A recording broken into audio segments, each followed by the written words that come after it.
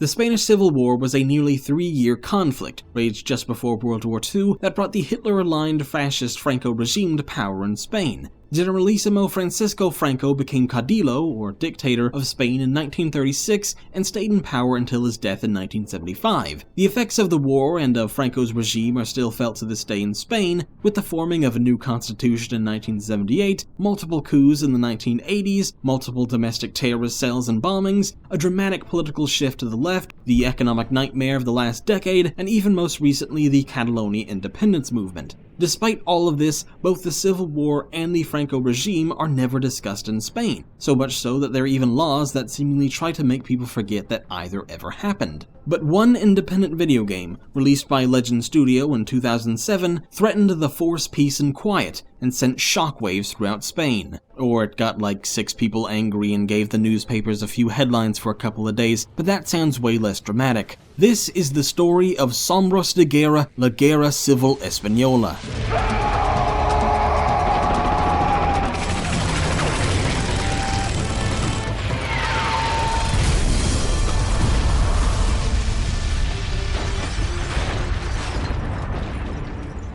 Headed by Francisco Perez, Legend Studio SL was established in 2000. According to Moby Games, the company's objective was reach gamers with great graphics and playability with the most high-quality games around. Their first game was 2004's War Times, a World War II RTS which received mixed reviews. Their next game would be the one that cemented them in history, or at least my history books. Released in 2007 exclusively in Spain, as the company is Spanish, Sombras de Guerra, La Guerra Civil Española translates to Shadows of War, the Spanish Civil War. I wouldn't have had any idea this game ever existed if it weren't for an article in The Guardian from 2007. Sure enough, whenever a major news outlet starts randomly writing about a video game, it was bad news. Video game of Spain's Civil War causes outrage, the headline written by Paul Hamelos reads. A computer game that allows players to take sides in the Spanish Civil War has caused outrage at a time when the country is still struggling to come to terms with the legacy of the conflict. And that is what caused all this drama. This isn't just a video game about the Spanish Civil War.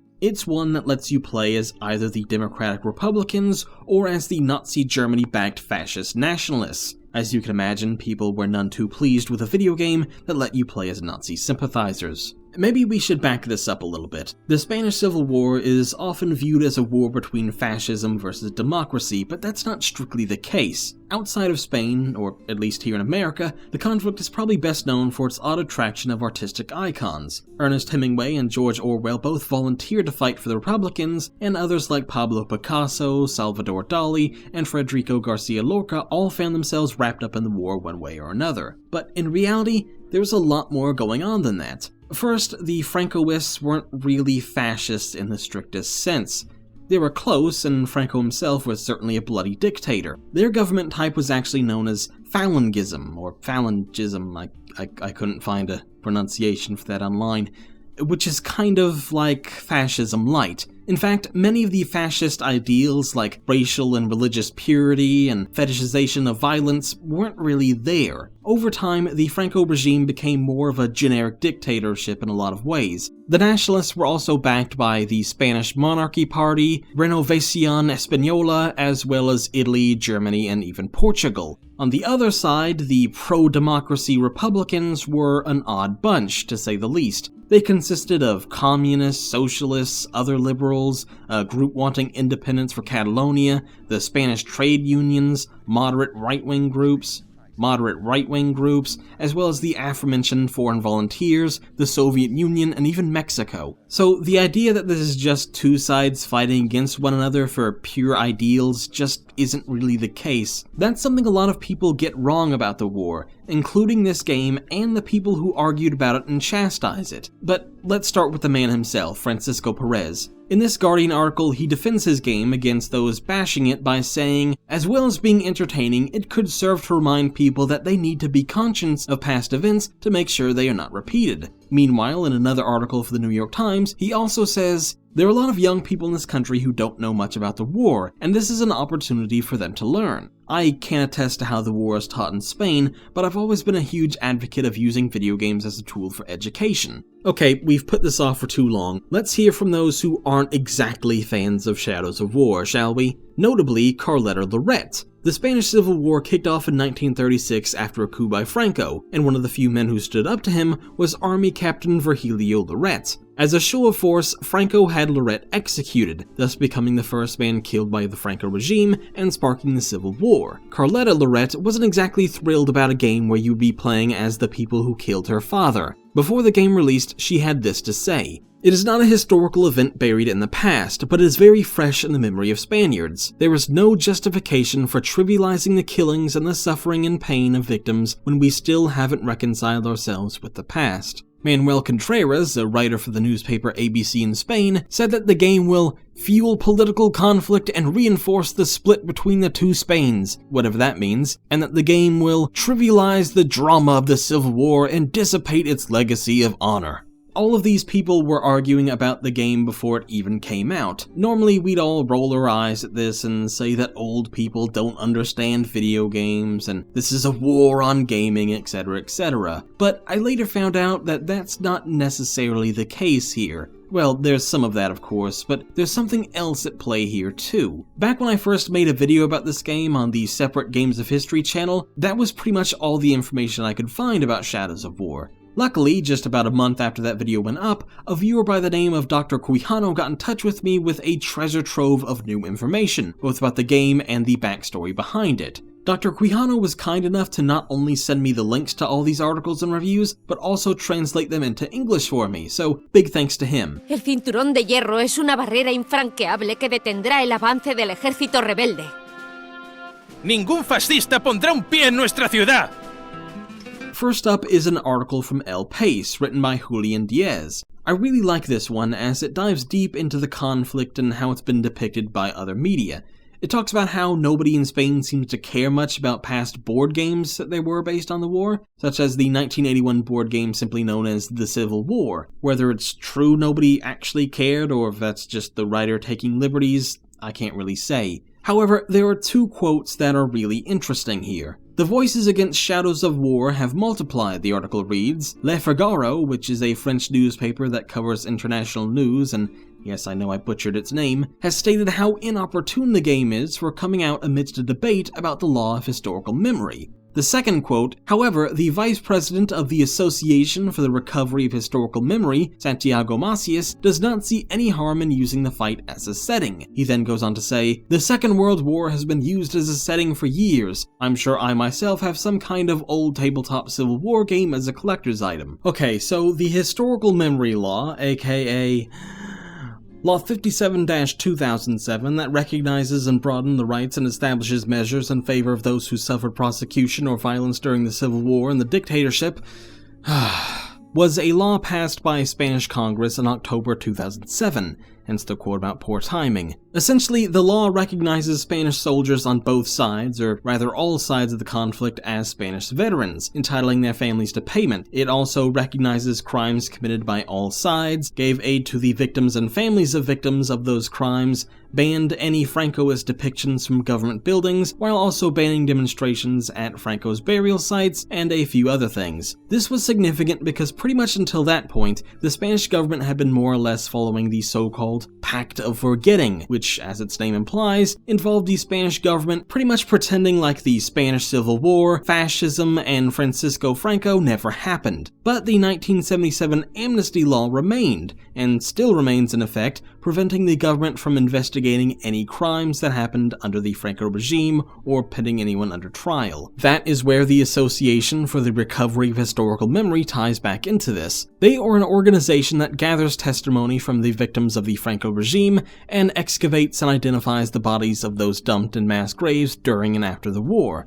But thanks to the 1977 amnesty law and the Pact of Forgetting, the Spanish government has refused to recognize any of their work. With all of that going on at the same time, you could really understand why something like Shadows of War would act as a spark, and that was, according to the game's developer, the whole point of the game. But a quote from that El País article kind of explains why the game failed in that regard. By putting both sides on an equal footing, the game gives the wrong impression. A video game about the Civil War should have an educational component and explain that it's a military uprising against a constitutional and legal government. In Second World War games, this is no longer needed, but the Civil War is a relatively new conflict to come into mass consciousness and does require this didactic labor. These are the kinds of discussion this game should have started, but due to the game's failings and historical inaccuracies, we're instead meandering about on the well-trodden issue of whether or not video games in general can cover serious topics like this with care and respect, whether they're too violent, and just all of that crap. While you may be tempted to praise the game for at least starting a conversation, you really can't, because it created the wrong discussion. People in Spain weren't talking about the war, they were talking about video games, specifically this crappy one, and a good conductor always gets out of the spotlight at the right time, and that's something Francisco Perez and his company failed to do. The article closes with the author stating they reached out to the College of Political and Social Sciences of Madrid for an interview, but they declined to comment due to the topic being too risky and controversial. There you have it, a university full of experts on political and social sciences declined to discuss an important part of their own history because they were afraid of the potential for backlash. If that doesn't sum up the situation perfectly, I don't know what does. I'm sure by this point you all have one question on your minds. You probably have several actually, like why am I still watching this, but I can't answer that.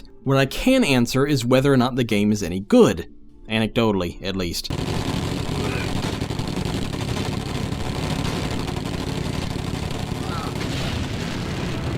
I asked Dr. Quijanos to also translate 2 reviews for me. The first is from mayorstation.as.com, written by Enrique Garcia. He dedicated 4 whole pages to this game, and since he gave it a 3 out of 10, it's safe to say he wasn't very fond of it. The campaign mode in Shadows of War, he writes, allows the player to invade enemy positions, kill enemies, defend a position, etc. without the hero dying. However, to accomplish these objectives, it's often enough to rush a key point while surviving the enemy's onslaught. Shadows of War could be an excellent game, but it's not. As a digital documentary, the game is, to an extent, coherent and accurate, take some historical licenses. Still, as an RTS from 2007, Shadows of War is simply a poor recreation of the 1936 conflict. The review closes by praising the historical value of the game, even if it does take historical liberties, and trashing literally everything else. Finally, I asked Dr. Quijano to give me the edited highlights of one last review. This one from 3D Hugos.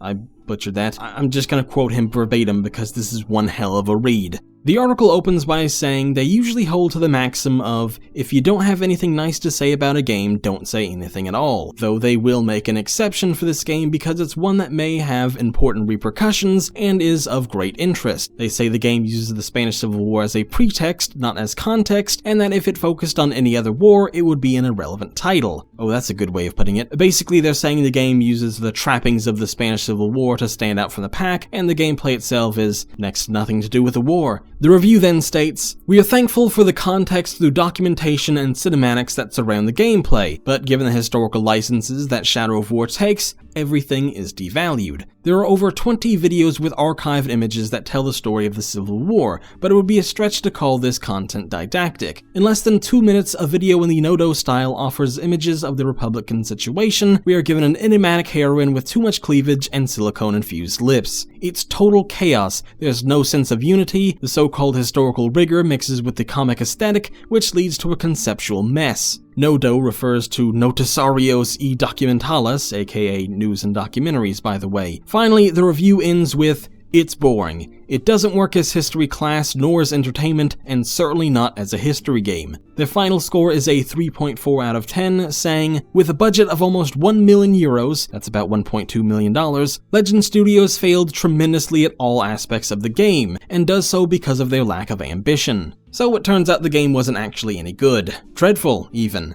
Every review talks about how terrible the game is, and every article mentions how this game mishandles the history. That really goes to show just how sensitive Spain is when it comes to the subject, and kind of how bad this game is. Think of all the American Civil War games that have come out. There aren't many, and pretty much all of them are terrible, that fly completely under the radar, even ones that let you play as the Confederates, while the controversy about Confederate statues rages on to this day. Think about how depictions of swastikas, for whatever reason, are completely and totally banned in Germany, and how there was a fake mini controversy around Wolfenstein 2: The New Colossus about having to remove them in Germany. Games, media in general, is received completely different around the world, and for completely different reasons. Still, it seems like video games can't help but attract controversy for simply existing, even crappy ones like Shadows of War. That being said, 2007 was a different time, and maybe things have changed since then in Spain, certainly have here in America. Ultimately, the story behind the game is far more interesting than the game itself, but I am glad it exists. Will I ever actually play Shadows of War for myself, or cover it further on this channel? Probably not, but it's worth examining and thinking about how the situation could have been handled differently, how it could have gone better.